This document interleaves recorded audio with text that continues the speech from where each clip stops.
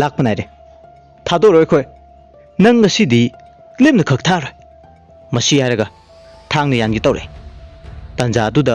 malang mana thaidok pati yan thar gliba thang do so ud malang mana saw nai re thang na gi thilai ne nang ngasi di khang ni dana ya ngayak phunare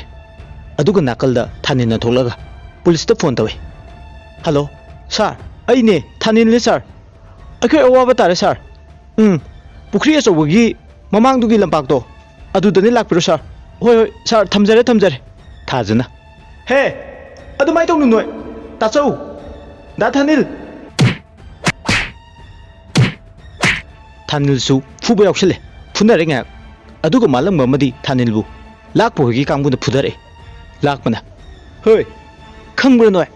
haujikti kari chare thaubaga rokigina malang bugi masa sagan ani do pairaga thame aduga thanil buna makokta phubudage wan thakre aduga malang bada lakpana thangna hek thinge tobuga police na nongmai kape magi makhuta lakpana yeng thorakpada police orambaduda police ni ne chen ge tawe police na laure hai noi nge ko amta chen be roi adudagi machi hek lengbad noi kap ka dabani khang malang bagi manakta malang ba nang kayam soe malang mana khume sir ai budi ka shu am so udre sir on thorak pada thanil hai thanil kai tore hogulu se thanil thajana moire da thanil kai torake hogulu se police na hare noi se fajana nam dikale he noi se karma makhagi sano noi na asuk lam hel sibo noi tawnu hadabani na noi nongmai sina nakong du da kapa ke chairak bi batabani nongmai do kap ke tawre lakpa nai re sir ai khoi lanjare sir matung da amu hona tawjaru sir ai thawbu swai re sir ai khoi bungta nungsibiu ai amu hona tawjaru adumna tawbinu sir lakpana tanja du da tawsinarga chen ge tawre police na lakpana chen ge tawrak padu da nongmai na kape lakpa mafam madu da dum sire aduga ni duna farga makhong na nongmai na kapaga thamame police tuna malangba amadi khudak ta tatle ambulance lani noi ngai ru ko aikoi ani se station da purukhige hey kakhalu chalo station da puraga chatkre aduga malangmana makha tare thanil se mit pangu se thaja pukri degi ising gi daloro hoi ta chau manak ta leramba bottle amada ising soklaga pure ta chau se ising malangmana kada ising du piro somda makokta ising du top thai thanil se mit pangu se ising thabadagi gyala thanil nang gyan tarbo ai ne noi da malang mane thanil mamito tamna pangthore aduga lokhure thanina ai kokse yam nai da malang ba thaja nang di kem sogdroba natro thajana khube ai sogdre yam da thanil ai bukan bi bada da thanil loina soe malang manai re ichanbu thanil nang na kan bi bani nang na ibu kauruklam drabadi ichan kari orangani thanil na khume na thanil adumai hainu na naw sidi tan chanaru bani as yam nai ai kokse tanja duda ambulance gari sulai malang mana ambulance sulai somda khambiro hapkatlaga makoi pulap tongaga sat somdana Purnima gi yumdane chawna masi angang sina ngasai dagi kadai chatkhrbano khangdeda numisu tarkadore halakte base phone chu tawbu chatte tanja duda phone tawre malangmana hello kana oirabno malangmana phone dare baba ai ne nacha malangmane ai pawm ta pigena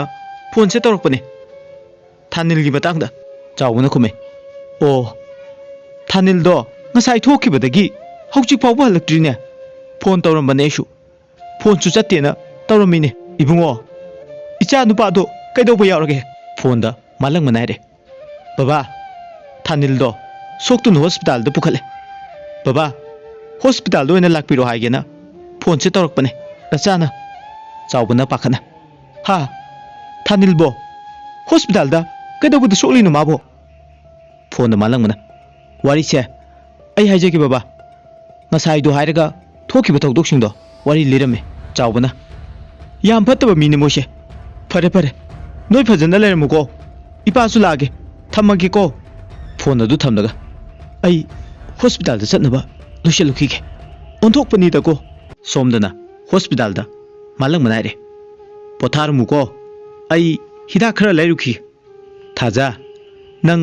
ꯅꯣꯏ ꯗꯥ ꯊꯥꯅꯤꯜꯒꯤ ꯁꯦꯕꯥ ꯇꯧꯔꯒ ꯐꯖꯅ ꯂꯩꯔꯝꯀꯣ ꯍꯣꯏ ꯇꯥꯆꯧ ꯃꯥꯂꯪꯕ ꯆꯠꯈ꯭ꯔꯕ ꯃꯇꯨꯡ ꯊꯥꯖꯅ ꯗꯥ ꯊꯥꯅꯤꯜ ꯍꯣꯔꯂꯤꯛ ꯁꯦꯝꯃꯛꯀꯦꯁꯦ ꯁꯦꯝꯕ ꯂꯣꯏꯔꯕ ꯃꯇꯨꯡ ꯁꯦ ꯍꯣꯔꯂꯤꯛꯁꯦ ꯊꯧꯁꯦ ꯗꯥ ꯊꯥꯅꯤꯜ ꯊꯥꯅꯤꯜꯅ ꯀꯗꯥꯏ ꯄꯤꯔꯛꯑꯣ ꯅꯪꯁꯨ ꯉꯥꯏꯍꯥꯛ ꯄꯣꯊꯥꯔꯣ ꯋꯥꯔꯝꯂꯅꯤ ꯊꯥꯖꯅ ꯋꯥꯗꯦꯗ ꯌꯥꯅꯤꯌꯦ ꯗꯥ ꯊꯥꯅꯤꯜ ꯑꯗꯨꯝ ꯐꯖꯅ ꯄꯣꯊꯥꯎ ꯑꯩ ꯁꯨꯝ ꯑꯋꯥꯠ ꯑꯄꯥꯗꯣ ꯌꯦꯡꯂꯛꯀꯦꯕ ꯇꯥꯟꯖꯥꯗꯨꯗ ꯊꯥꯅꯤꯜꯒꯤ ꯃꯄꯥ ꯂꯥꯛꯑꯦ ꯍꯩꯃꯥ ꯕꯕꯥꯁꯨ ꯂꯥꯛꯑꯦ ꯗꯥ ꯊꯥꯅꯤꯜ ꯕꯕꯥ ꯆꯪꯒꯣꯟꯁꯤꯗ ꯐꯝꯁꯦ ꯌꯥꯔꯦ ꯌꯥꯔꯦ ꯏꯕꯨꯡꯉꯣ ꯅꯪ ꯀꯩꯝ ꯇꯧꯗ꯭ꯔꯕ ꯅꯁꯥꯗꯣ ꯕꯕꯥ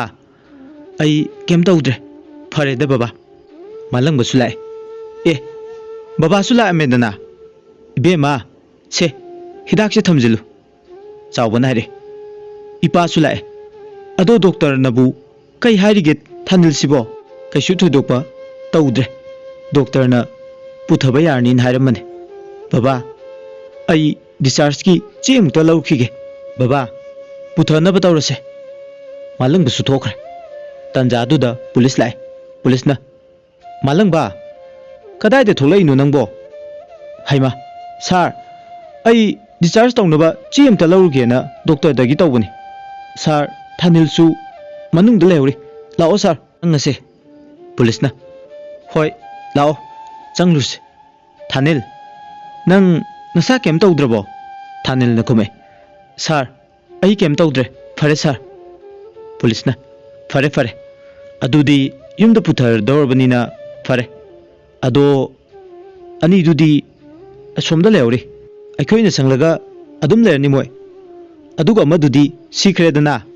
अदुना कैसु तौरारोय होय सार सार लेबगी अखोइसु नुंगाइना लेजरिबनी याम नुंगाइरे लाक्पीबजे सारना सार इचेगी लमंदी सिंगबा ngamjare अदुबु हिंगौरिबा अनिसिना अमुक अमदो सिबगी लमन खुमाबदीना असुमना जु खले सार पुलिसतुना मदुजु चुमे अदो अमुक थोक्तबो ओरसनु सिगी थौदोकसे फरेसे करिम खलुरनु युमदा निंचिना हल्लोको होय सार अदुदी आइसो अमुक चलुखिगे असोमदा अमुक अनिसे संगलुखिगे अमुक होय सार सुम लेजाउरगे लेहरो हायरगा थोखरे नाकन अमरोमदना पुनसिबा अमदी थाजा पाउ फोंगनदबा था अममुक फारे थाजगी फोनसु थौदोकतुदगी ताहुबदगी अदुम पाउ फोंगनखिद्रे पुनसिबना थाजसे नान उनखिबदगी अइंगोंदा फोनसु तौरक्त्रे पाउसु फाउरक्त्रे करिमते हेक हायरक्तेबा मसी नुपीसे फोन तौई फोनसु चत्ते मचन थोइना ताचौ कैदौरगेबा ताचौ नंग ngasi nongni se wakhal nungai taba male kaidobu yaurage ba taso punsiba sor sang honde thoi noina number thajado aige paw phongnak taba koire phone chu chatte noina number se kaidor bajano aibu kaw khajala thoina kume tacho kaw boiram loi tacho aini sumkhan bada moigi se kainum tholum dau male phone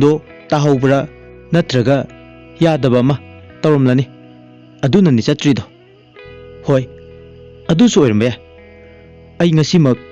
ननम थाजवैदा चलुगे असेंगबा मा खंदोलुखिगे पुनसिबा चटके तवे मपा थोइबना इबुंगो कदाइदा चटके हाबनो नंगबो आई थाजवैदा चलुगे न तौबने बाबा चलुरो होय बाबा असे हारगा चटखरे थोइबन मखा तारे इबेमा नमादुबु हलक्ट्री हाइब्रो लानी हाइबनी फोन दो तौरमनी फरे फरे सोमदना थाजगा थानिलगा सिंजु चाबो नुमिनि थानिलना फोन तौरी थाजा नंग कैदौरमिनो हौजिपो ओ अदुदी नोइगी पोफमसिदा सिंजु बोरा चासिलाउदना यागद्रो नंगबो थाजना याये दा थानिल आई थोलके गायरमुको होय गायरमगे अदुदी थमेको सोमदना पुनसिबसु थाजगी युम योरमदाइदा पुखरी मपान योरपदा थानिलगा थाजगा चमिनखिबदो उहौरे पुनसिबना ए असिबु थाज नत्रो मानिने नुपा अमगा चमिनखरे इनगे पुनसिबना सुम इनरे अदुगा कौरे थाजा थाजन ओंथोरकपदा पुनसिबु ओयरमबदुदा थाजना हाइमा दा पुनसिबना नंग उनगेना आई वाम ताइगे सिदम तो थोलो होय लाके ngaiko da thanil singju ga do hairamo ai da punsibana la oye amta chalu ki ko hoi hoi ai hairamage chalu thajana da punsiba kai lerege la o singju cha silao sida punsibana kume yare ai singju du chaning de ado masini kanano thajana kume iche punima akhoi ta choga khangnarambodo अदुगी Mopa नुपाने थानिल कौबनी ओ अदो नंग phone दे कदरबा चतेना आई phone दो ताहौरे अदुनने पुनसिबना मखा तारे कैदोबदा ताहौरिनो अदो आइगे पाव फोंगदबसे नंग नुंगाइब्रो वारी याम सांगे आई कोना लिरगे दा पुनसिबा वारी से तारगा नंगसु आइबु पामलोय अदुना आई नंगोंदगी लैपटॉप को पामे दा पुनसिबा नंग चलो असी हारमगा थानिलगी मनाक्ता चेनखि पुनसिबना रे कैनो नंग हाइदो थाजा मधु आई याबा ngamloi आई मधु याबा ngamloi थाजा गायखो हाबने थानिलगी मनाक्ता थाजना दा थानिल सिंजुदो चारगुमसे लाओ युमदो ओइना चारसि लाओ आई मफमसिदा याम कुइना लेनिंद्रे लाओ दा थानिलबु चिंगलगा पूरगा चतखि पुनसिबना गायखो थाजा गायखो आबने पुनसिबा उपाय लेते अदुम लेहौरे नाकंदगी लाकपगी पार्टी अनिना चंगसिलागा पुनसिबगी मनाक्ता करेमनरे थौबना चतखरबो से येंगुने से अनिसे मिहात पिनि मोइने तावबु हातखिबने नुपीसिगा हकदक्ता अखोगी ताव लाकपा सिखिबने पुनसिबना यामगना हा करमना थौबना रे आई हाइगे तारो थोखिबा थौदोक पुनमक वारी ओइना लिरमे अदु गायरे अदु नुपीसे असिगी नुपासे असिगा दुम चमिना दना लेरबने